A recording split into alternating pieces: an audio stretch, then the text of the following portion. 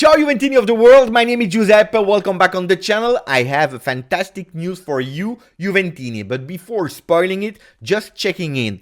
Do you still have a big smile until here?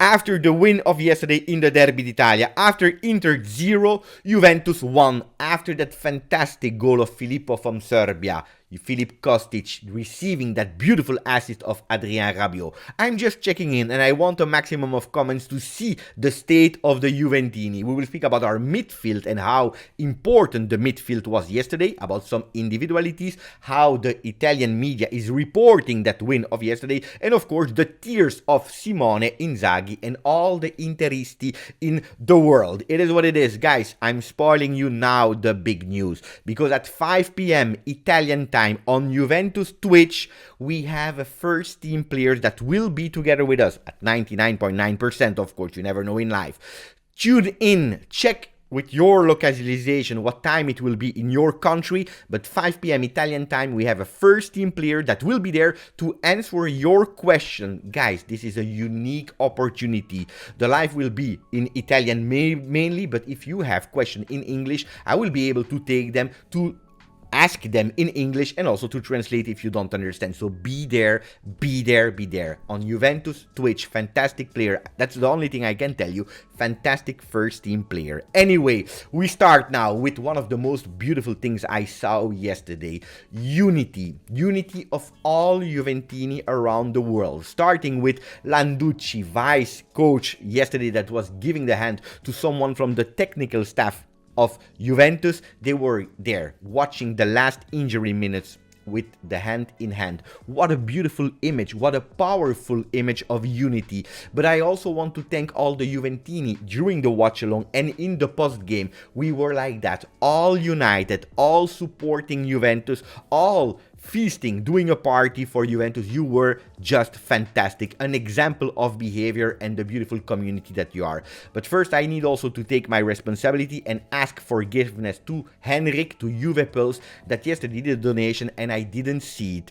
I'm really sorry for that. Yesterday he said Inter crying babies and he said I want the Kostic emoticon. Thanks. I will try to provide on that. I'm really sorry again, my friend Henrik, that is always a loyal on the channel. Look at that. This is a picture of me and Henrik and Juve Pulse, but also to all the Juventini. A big hug. Can we go into the game? No, because first we have to speak about the tears of Simone Inzaghi, but also his incoherence, because he's not cohesive, he's not coherent in what he's saying. Yesterday, after the game, we see it in Gazzetta dello Sport, Inzaghi furioso, a real fury. What about Rabiot? He said, it is not acceptable.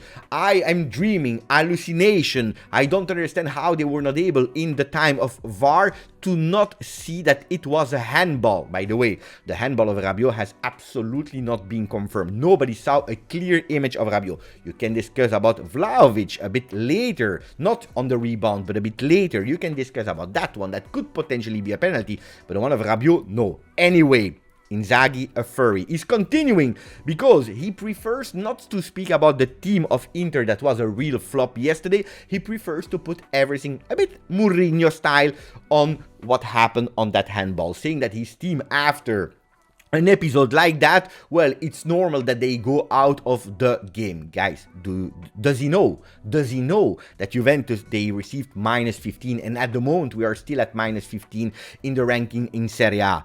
Do you remember?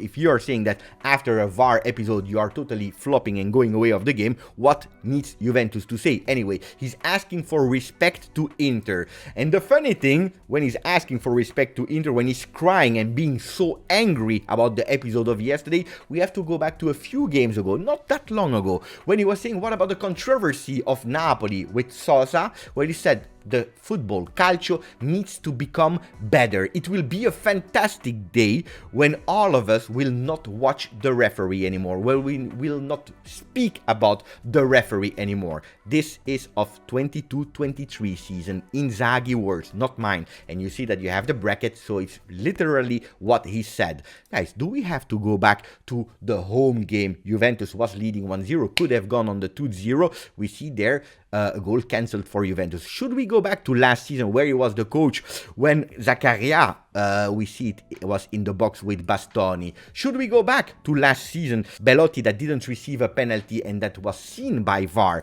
Do we have to go back to Lautaro Martinez and Atalanta? Do you remember?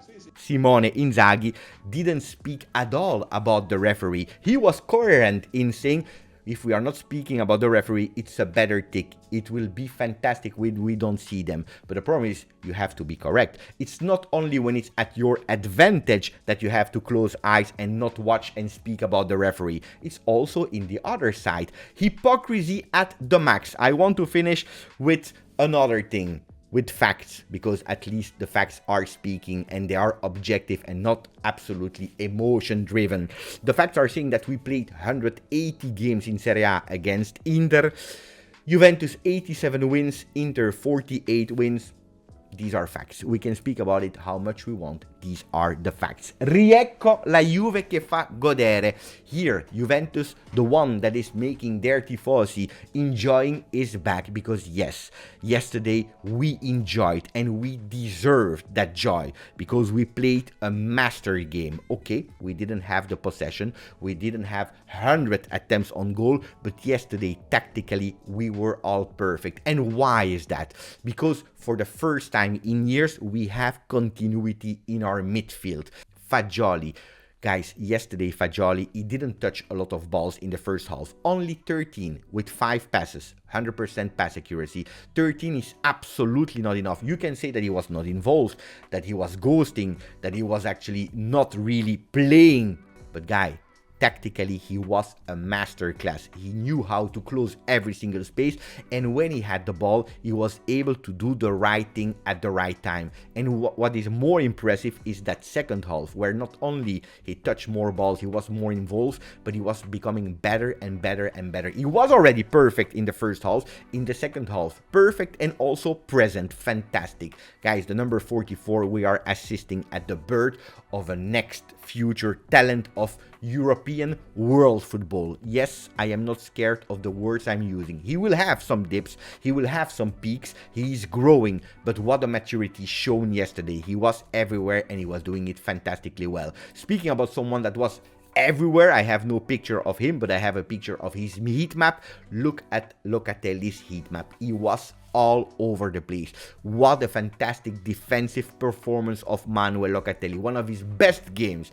When he's at Juve Inter for him is a big game. He is a Juventino. He's feeling that game. Same as you, same as me. And he wanted to do something great, and he did. And then, of course, if we have to fulfill the reparto del centrocampo, our midfield, we have to speak about Adrien Rabiot, another masterclass of Cavallo Pazzo. Speaking about continuity, well, Fagioli will stay next year. Locatelli will stay next year. There are no doubts about these two players. The one that is a doubt is Adrien Rabiot, that yesterday Calvo, CEO of Juve or CFO of Juve, yesterday spoke in front of the microphones. He said, we need first to understand what the verdict will be, but we want Rabiot to stay. He knows about it. We are in talks with him and we will try to keep him. That would be fantastic. Of course, not giving him everything that he wants. There are some parameters to respect, but attention, because that would be a fantastic news. Speaking about other people, can we not speak about the second consecutive perfect, incredible performance of Federico Gatti? He was on fire, a giant in the defense.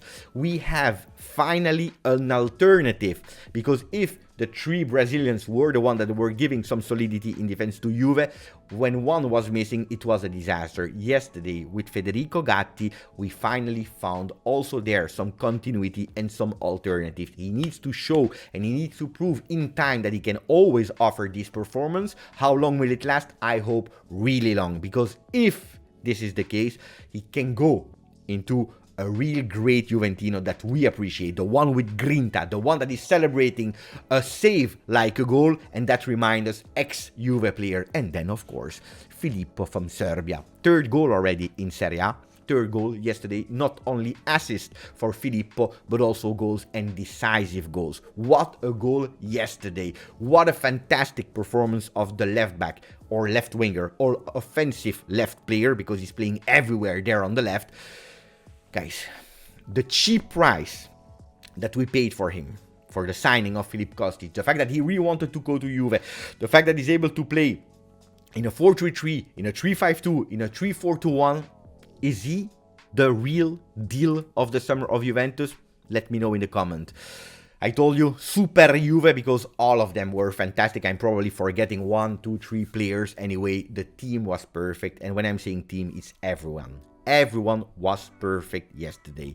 So I don't want to speak too much about hand, no hand controversy. Yesterday we deserve to win. How are the Italian media reporting it? Tutto Sport with Madonnina che Juve, mamma mia che Juve. Madonnina is coming from Madonna, from the Madonnina, you know, with Derby della Madonnina, Milan, Inter, and whatever, because we were in Giuseppe Meazza. But anyway, Kostic with his arms wide open, screaming of joy, and we see what a Juve. Gazzetta dello Sport is speaking about not short snout this time, but hard snout of Juventus, and we see the Serbian connection there, that we're really happy. Juventus with a hard snout. We are second in Serie A with the points that we made on the field, 56 without counting the one of Salernitana. This +4 over Lazio, that is at the moment virtually second. That is a +4 on them.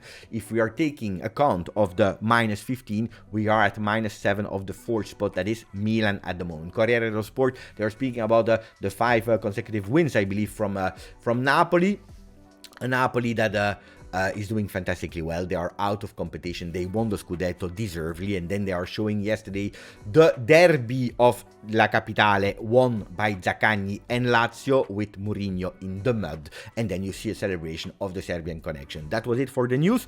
I count on you. I really want to see you at 5 p.m. Italian time on Juventus Twitch to discover which player it will be. You can also try to guess who will be the player. Grazie, forza, Juve.